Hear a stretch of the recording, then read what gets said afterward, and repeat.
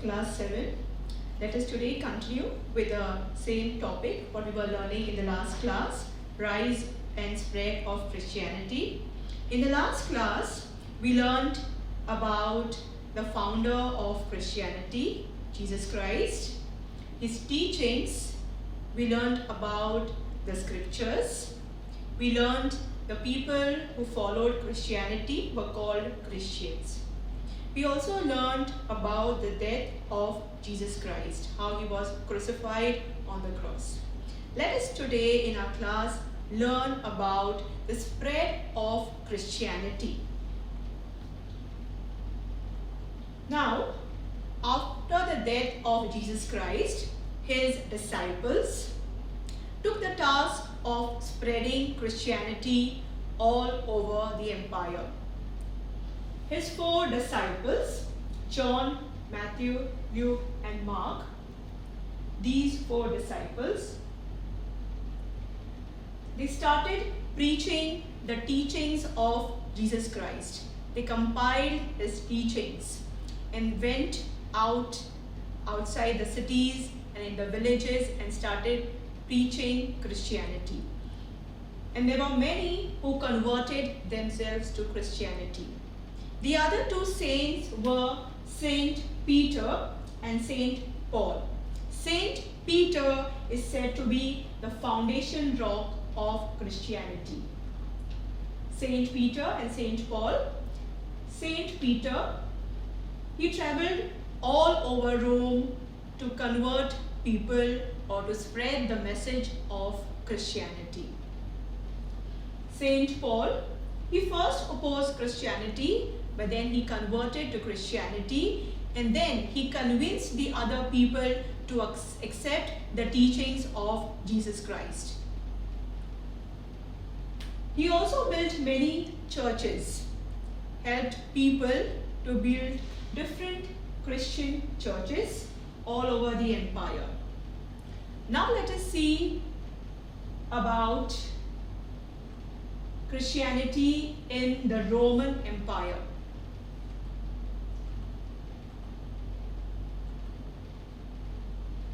Now these Romans did not accept the Christians or the teachings of Jesus Christ. They hated the Christians. Let us see why. The first reason was the religious belief. In the last class, if you recall, we had learned about the belief in God, that was monotheism. The Christians believed in one God. So they refused to believe in the many gods of the Romans, or they refused to accept or consider the Roman emperor as their god, how it was considered by the Romans. So these things or these reasons made the Romans very angry. Secondly, the Christians did not participate in the Roman festival because these festivals involved sports like chariot racing, gladiator fights with the animals, and the Christians were opposed, did not like such kind of cruel sports. So they did not participate in the festivals. For this reason, the Christians were considered as disloyal to the empire. So the Romans here did not like Christianity. They wanted to get rid of Christianity. So they started punishing the Christians, persecuting the Christians, and the punishment was really inhuman. Here you can see in this picture how the Christians were punished. They were tied here with the chains to the wooden post. They were also thrown into the amphitheater to be killed and eaten by the wild animals. Some Christians were also burnt alive. So mercilessly they were persecuted. These practices went on for many centuries. When it was a rule of Constantine, things changed. Things really changed for all the Christians. Constantine, you must be knowing, was a founder of Constantinople. He realized that these Christians would be of great help for defending their empire from the barbarians tribes. So he issued the Edict of Toleration. What is an edict?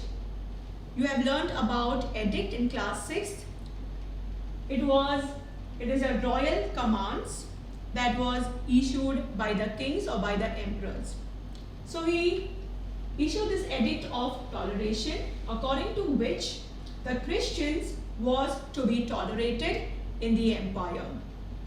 Second strange thing what happened was, when Constantine was going to the battlefield, he saw a crucifix. Now what is a crucifix? It is a cross where you have a figure of Jesus Christ. And he won the battle. He attributed his victory to Jesus Christ and converted to Christianity. Thus laid the foundation of the Holy Roman Empire. Constantine supported the Christians. He supported the growth of Christianity. He built many churches throughout the empire, in the villages, in the towns. And then they also built many monasteries. Now what are monasteries? Monasteries were large buildings surrounded by garden, field and ponds. Along with this, it also had a church. It had a rest house, a storeroom and kitchen. The male Christians who went on religious mission to promote Christianity were called monks, and the women who served the same purpose were called nuns. So these Christian monks lived in these large monasteries. Let us see what was their life in a monastery.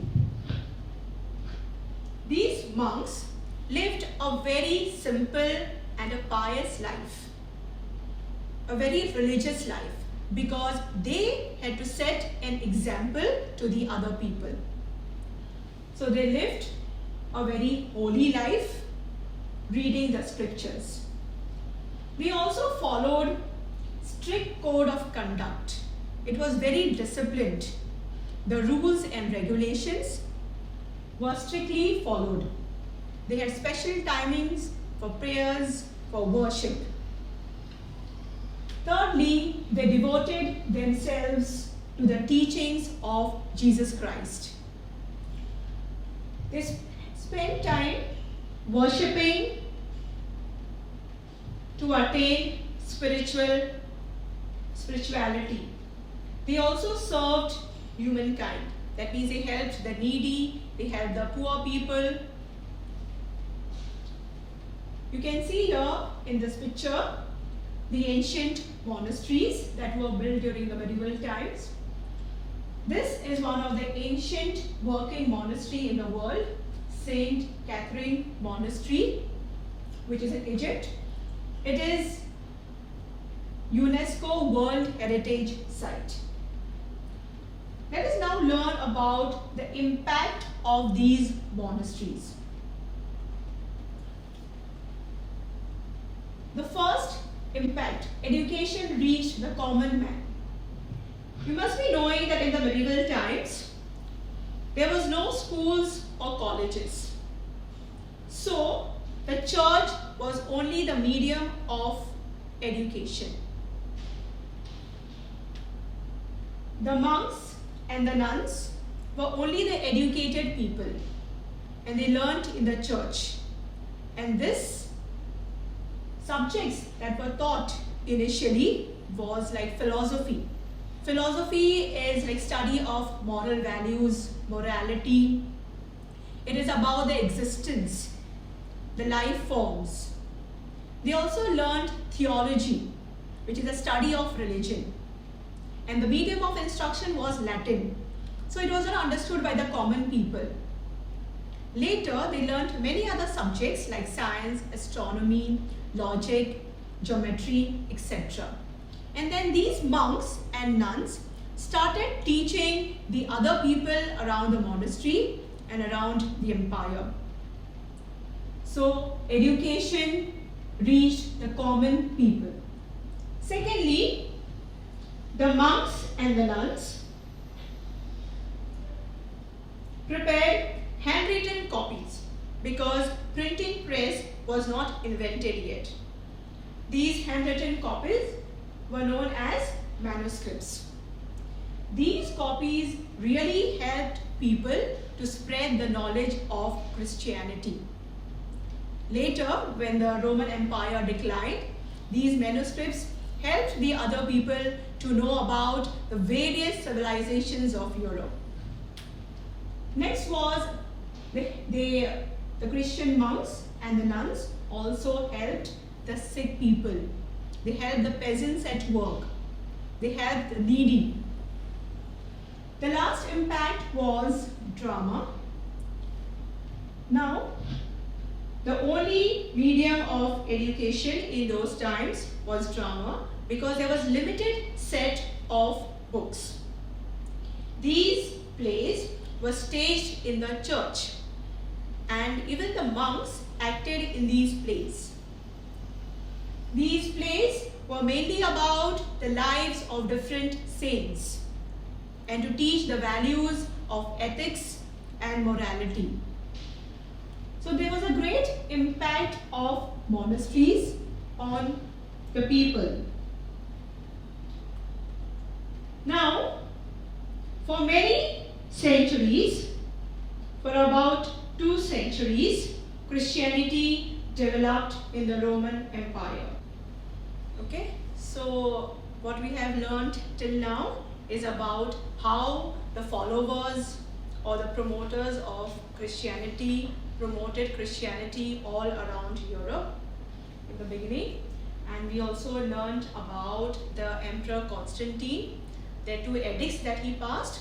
One was the Edict of Toleration and secondly the Edict of Milan, according to which Christianity became their official religion. So by the end of the 4th century, many states had adopted Christianity as their state religion and most of the population had converted themselves to Christianity. Now the Roman Empire started declining around the 5th century. What was the reason of the disintegration of the Roman Empire, the ancient Roman Empire? There are many reasons. The most important reason was the barbarian invasions. Who were these barbarian tribes? They were these Germanic tribes, the Huns, the Goths, the Franks, who continuously attacked Rome and made the kingdom very weak. So finally, the entire kingdom was split into the Eastern Roman Empire and the Western Roman Empire. Till the 10th century, the Christianity had spread all over Europe. In the beginning of the 11th century, or from the 11th to the 13th century, many wars took place, the series of 8 wars between the Christians and the Turks. It is known as the Crusades. These Crusades, or the wars, was fought between the Muslims and the Christians to gain control over Jerusalem. The Crusaders did not succeed, but these wars have had many effects. The first one. Now these Crusaders, when they went for wars to fight at different places, they got with them the culture of the East, the Greeks, literature, architecture. So there was transmission of the culture from the East to the West, which led to the Renaissance in Europe. We are going to learn about Renaissance in class 8. They also saw the lifestyle of the people in Greece and started adopting or copying the same style. They built trade links with the people in the East. and this increased economy in Europe. Lastly, decline in feudalism. Europe followed the feudal system wherein the society was divided into the kings, the nobles, the vassals, the merchants and the peasants. And because of the disintegration of the Roman Empire, the fall of Constantinople, the feudalism declined. With this, we come to the end of this chapter. In this chapter, we have learned about how the Christianity began, and from a minor religion, how it became a major religion of the world. Thank you.